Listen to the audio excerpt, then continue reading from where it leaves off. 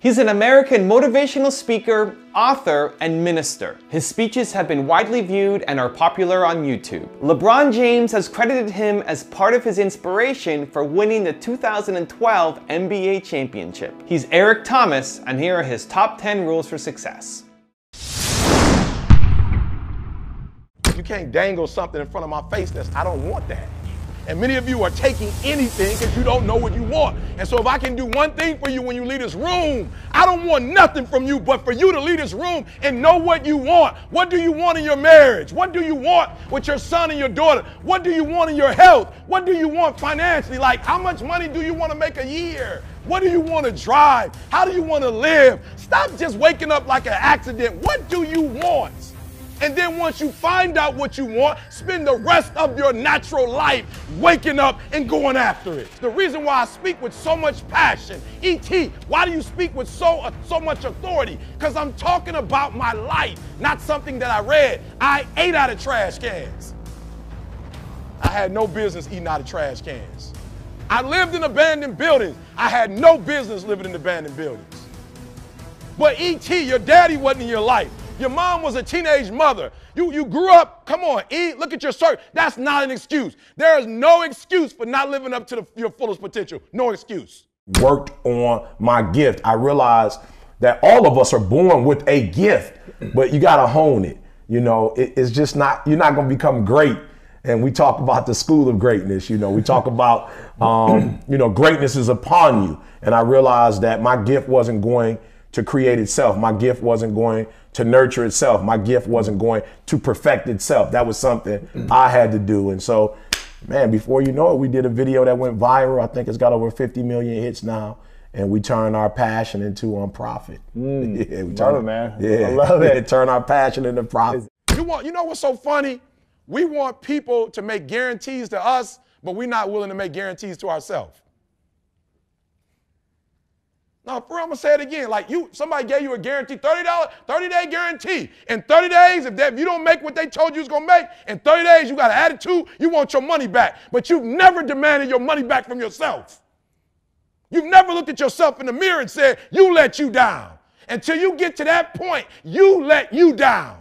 You're not brave enough. You want to put it on somebody else. The reason why I'm not successful is because of my boss. Have you ever looked at yourself in the mirror and said, I'm not getting up on time. I'm not going to work on time. I'm not putting in 120% when I'm at work. I let me down. And when you get to the point where you can say you let you down, I don't care. Listen to me, no disrespect. I don't care about Glenn. That's not why I do what I do. And I love Glenn. I don't come here and do what I do so Glenn can affirm me, so he can give me a pat on my back. I care more about me than I care about what Glenn thinks about me.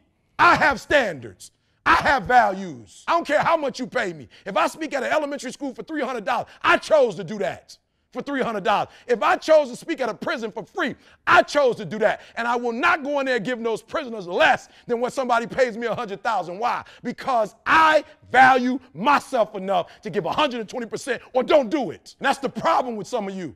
You always want to blame other people. You always want to hold other people to the fire, but you're not holding yourself to the fire. You just said you're giving 50%. You owe you an explanation. You owe you an explanation. You need to look at yourself in the mirror and say, why are you only giving 50%? What's wrong with you? You need to put yourself on punishment. You need to tell you no more TV, no more snacks, no more desserts, no, we working out now. No more alcohol, not right now. No, I can't handle it right now. You need to tell you that you owe you something. Stop going back to, you keep going to the mall with the receipt. This is what y'all said it was. Glenn, you didn't do what you said you was going to do. Well, you didn't do what you were supposed to do, so how am I going to do what I'm supposed to do for you? You walk out of this room, you owe yourself. I didn't get here making excuses. So what, my father wasn't in my life? The truth of the matter is he ain't never come into my life. So what, I'm going to wait for the rest of my life for my man to come? He ain't coming. I live in America. I'm an African-American male. They don't treat us the same. It's something called racism. I ain't gonna cry about it. It's probably gonna be racism to the day I die, but I'm not gonna cry about it. I'm still gonna be a millionaire. I'm still gonna be one of the top motivational speakers in the world. No, I didn't grow up on that side of the town. No, my mama don't have no network. No, I don't know a whole lot of people. No, I'm not at a country club. No, I don't play golf, and I don't plan on playing no time soon. But I'm still gonna be successful. I'm still gonna get you where they are. Why? Because I owe it to myself. And and can't nobody stop me but me. And you need to get rid of them excuses, and you need to stop pointing fingers at people. And you need to start pointing fingers at yourself. What did you not do? A guy asked me about 2 months ago, he said, E.T., if there's one mistake you've made, what's that one mistake you made? I said, I'm gonna be honest with you. My values are not in alignment with my dreams. He said, E.T., what do you mean by that? I said, I want to tell you a story. I got a good friend of mine he came to me and said, Eric, my marriage is not where my marriage needs to be. I need to make some adjustments. I see you and your wife. I see how much time you spend with your wife, how much time you spend with your children, and I want that. You buy your wife roses regularly. You're always taking her out to eat. Like, I'm watching you. You spoil her. E.T., what can I do? And so I told him what to do, and guess what he started doing, guys? He started doing the exact same thing I started doing. And he said, Eric, it's not working. Like, I'm doing exactly what you're doing, but it's not working. He said, why isn't it working? I said, you know why it's not working? Because your values and your dream, you say you want a better marriage.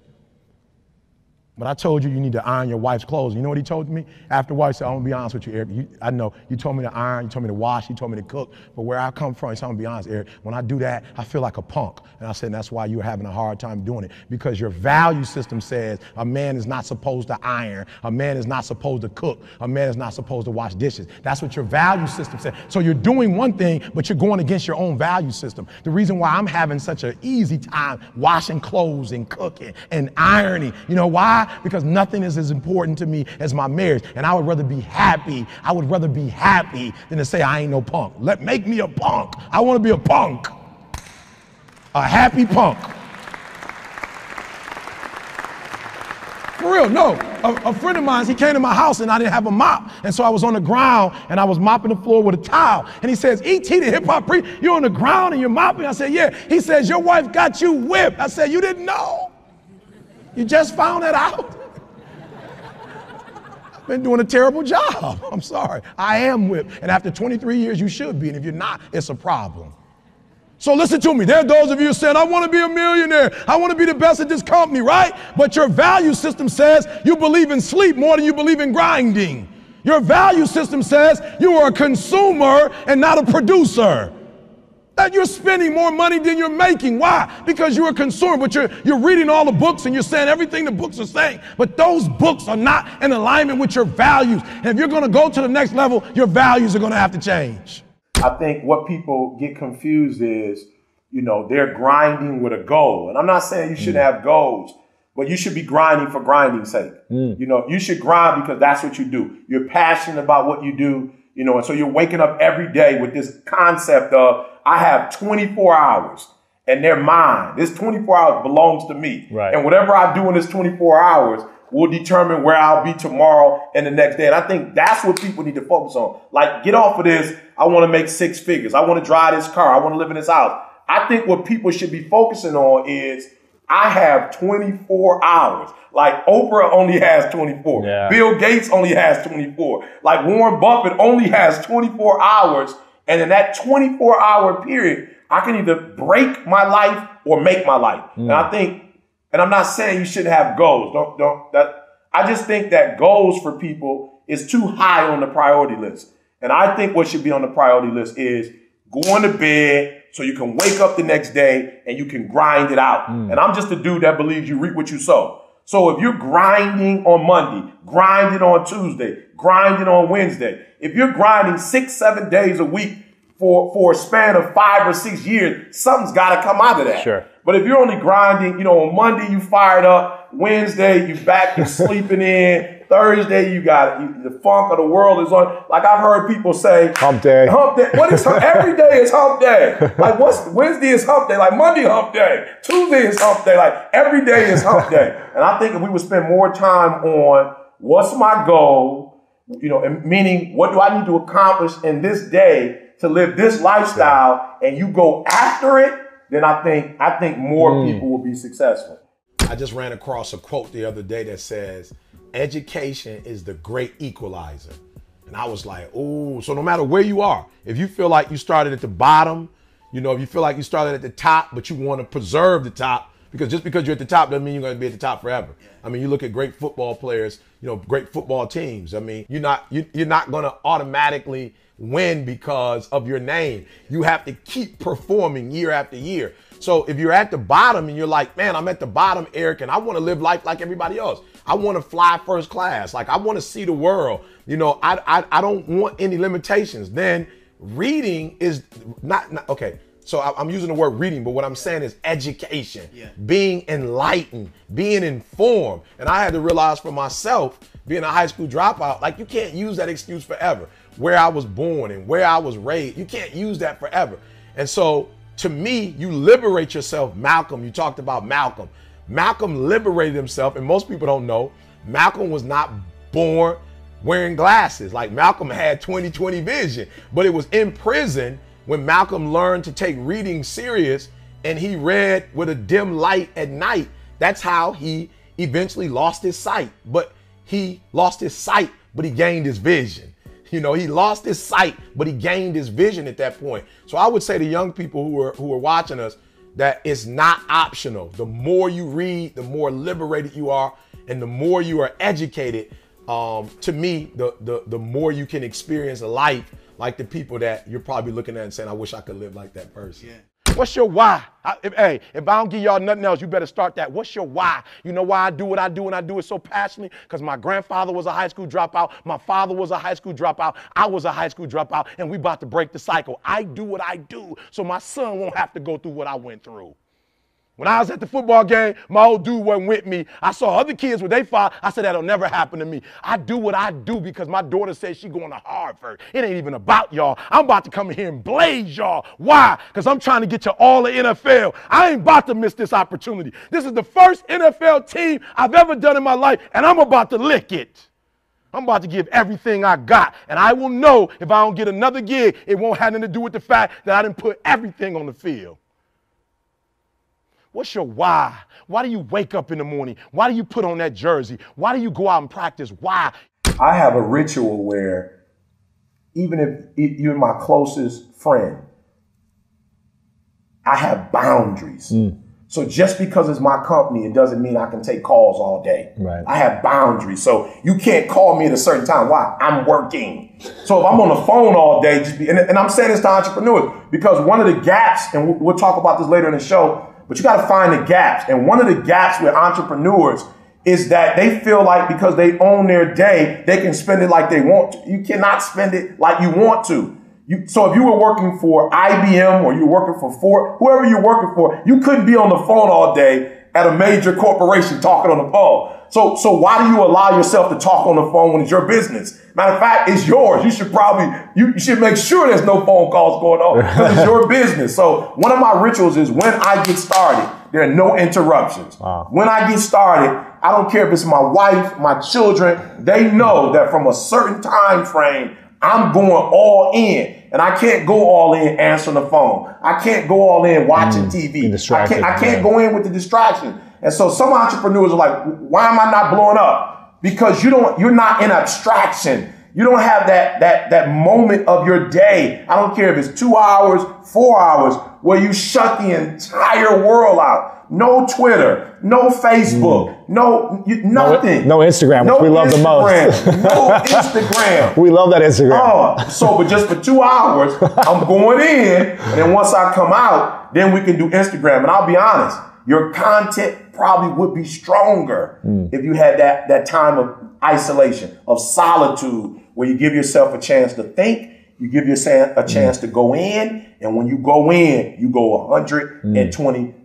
So yeah, that's my ritual. I think what's so unique about, my presentation is that it comes from the heart. That I speak from the heart, and I'm not afraid to be transparent. I'm not afraid to talk about my failures. I'm not afraid to talk about my fears. I'm not afraid to open up my life and give my story to the world. So if you want to make 6 figures, you can't just be talking about you want to make 6 figures. You hear what I'm saying to you tonight?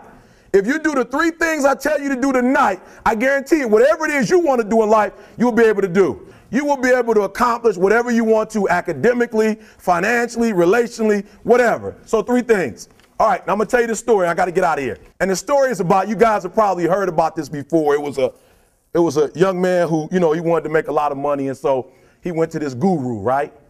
And he told the guru, you know, I want to be on the same level you on. And so the guru said, if you want to be on the same level I'm on, I'll meet you tomorrow at the beach at 4 a.m.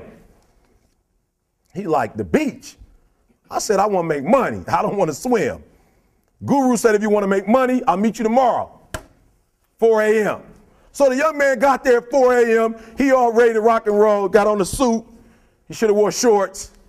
The old man grabs his hand and said, how bad do you want to be successful? He said, real bad. He said, walk on out in the water. So he walks out into the water. Watch this. When he walks out into the water, it goes waist deep. So he like, this guy crazy.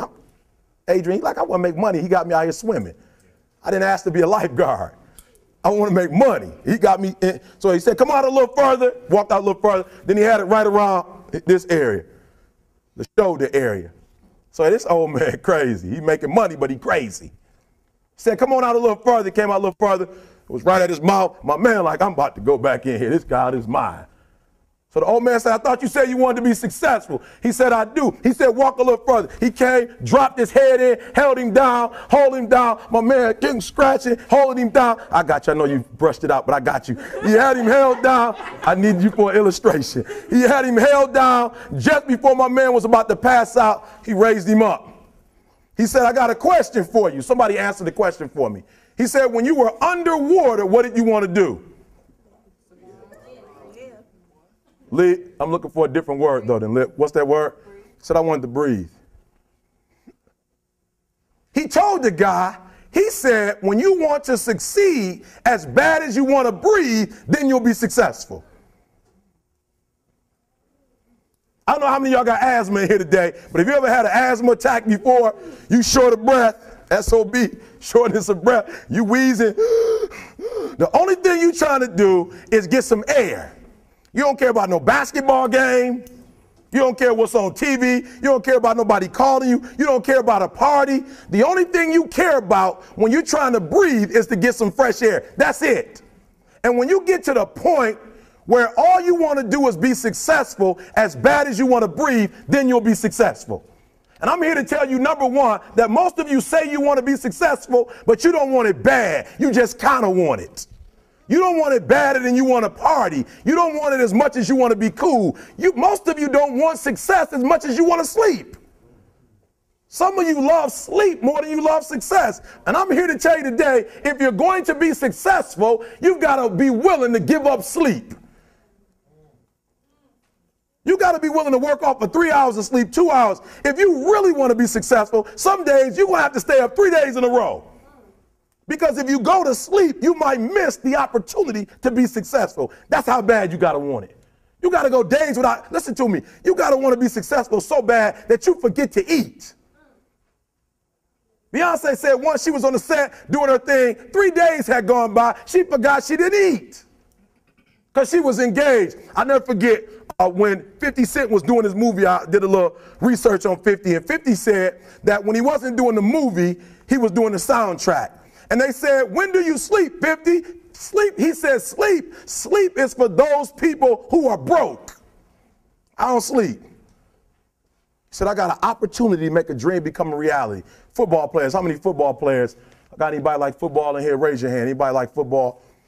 Emmitt Smith. I used to be a Cowboy fan before they did my boy Tom Landry wrong. I used to be a Cowboy fan. And watch this, there was a commercial. Emmitt Smith had won his first Super Bowl, and he had this commercial when he was lifting weights. I don't know if you saw the commercial when he was lifting, and Emmitt said, you know what?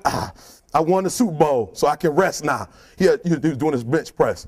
So he said, I won the Super Bowl, so I can rest now. So he throws up about 325, boom, and he rests for about 2 seconds. Then he, boom, boom, boom. Did you see that? He'd already won a Super Bowl. He said, I think I'm going to take a rest. And he rests for how long? 1 second. Most of you won't be successful because when you're studying and you get tired, you quit. And I'm here to tell you today, if you got somebody came in my office the other day crying. I said, look, don't cry to give up. Cry to keep going. Don't cry to quit. You already in pain. You already hurt. Get a reward from it. Don't go to sleep. until you succeed. Listen to me. I'm here to tell you today that you can come here, you can jump up, you can do flips, you can be excited when we give away money. But listen to me, you'll never be successful until I don't have to give you a dime to do what you do. You won't be successful until you say, I don't need that money, because I got it in here. So listen to me. Emmitt Smith said this at the end of the commercial. Emmitt Smith said, all men are created equal. Some work harder in preseason. I'm going to say it again because you might have missed it. All men are created equal. Some work harder in preseason. So that means that there are some people who are going to see the professor, going to see the TA. And even when the professor says, I don't meet with you, my TA meet with you, you say, I don't want to talk to your TA. That's what it is. I don't pay the TA. That's right. I pay you to teach me. So you're going to have to find some time to meet me. If I got to meet you at the mall, if I got to meet you at your house, you are going to see me. Listen to me. All men are created equal. Some work hard in preseason. When I went to college, guys were way smarter than me. 4.0s, 3.0s. They went to the Ivy League high schools, came to Oakwood from these great high schools. Most of them are not doing what I'm doing. Why? Because it's not about where you come from. It's about heart. You come to a place where, you know, being smart ain't enough. You got to have heart. That's number one. Watch number two. Number two, catch number two. I wrote it down. I wanted to make sure you got it. It says to be, watch this. We're talking about sacrifice now. The important thing is this. You're writing while I'm saying it, because I only have about 3 more minutes. Listen to me. The most important thing is this: to be able at any moment to sacrifice what you are for what you will become. That's the number 2 thing. You got to catch that one. To be able to, listen to me, at any moment. Some of you can make sacrifices when Monday Night Football is not on. You can make a sacrifice. But when the game come on, for some reason, you just attach to it. For some of you, when your favorite show come on, you can make sacrifices on Sunday when ain't nothing going on. But when your favorite show comes on Monday, bam, some of you focus until the phone ring, and then you like, I gotta answer it. If I don't answer the phone, I'm gonna die. I'm saying to you today that there are some of you, if you give up your cell phone, you would be successful. But your cell phone is more important to you than your success. I'm gonna say it again. I'm gonna hurt somebody. Some of you need to give up your cell phone, because the time you spend on your cell phone could be used for your success. The time you could be using to be successful, you're using it on the cell. And the cell phone is not bringing you nothing but a bill. And somebody has told you you couldn't live without it. I'm talking about going deep now, giving up stuff. Watch what it says. To be able at any moment to sacrifice what we are for what we could be. I don't do well in math. You're right. You ain't never studied. I'm not good in writing because you have never written before. But I dare you to fail in writing for a whole year to see if you can get to the end. I dare you to fail. I dare you to take that same class over and over again. I dare you to stop dropping classes like you soft. Always want to give up. I'm dropping. Why are you dropping? I'm so grateful that the slaves didn't drop and quit. Say, I'm just going to stop. I'm a slave. I'm just going to be a slave. I'm going to quit. Listen to me. The slaves said, we will live because one day we will become. Thank you so much for watching. I made this video because Sam Mendimasa asked me to. So if there's a famous entrepreneur that you want me to profile next, leave it in the comments below and I'll see what I can do. I'd also love to know which of Eric Thomas's top 10 rules hit you the most. Leave it in the comments and I'll join in the discussion. Thank you so much for watching. Continue to believe, and I'll see you soon.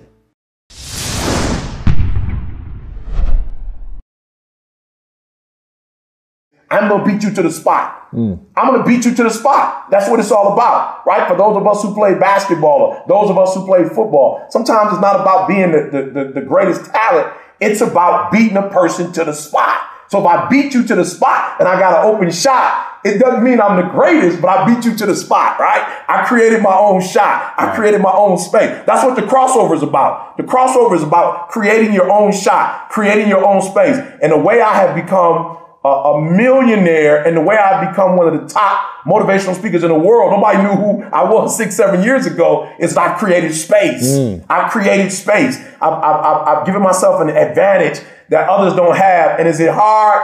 No, not really. You just wake up earlier. You can take naps during the day if you want to, right? So it doesn't mean you have to stay up the entire day, but it does mean you have to get to the spot before everybody else. Let me tell y'all, I'm not from New Zealand, guys. Come on, listen to me very closely. I'm not from New Zealand, but I know about, let me say it this way so I can help you. I know about what team. I've never seen All Blacks play a day in my life. I've never been to the stadium. Where's the stadium? Help me out. Where's the stadium? Okay, I'm going. See what I did? I've never been to the stadium. You're like, Eric, the stadium, that's Hobbit that way, Eric. That's not the stadium. The stadium is this way. I've never been there a day in my life. And if you watch some of my videos, I have All Blacks in my videos. Why? Because they're what? They're winners. And when you're a winner, you don't even stay in your own little town. When you're a winner, winning spreads. So everybody, I got videos where I'm like, y'all, I don't really know how to show my passion. Somebody said, get the All Blacks. I'm like, yep, that's what I need, All Blacks.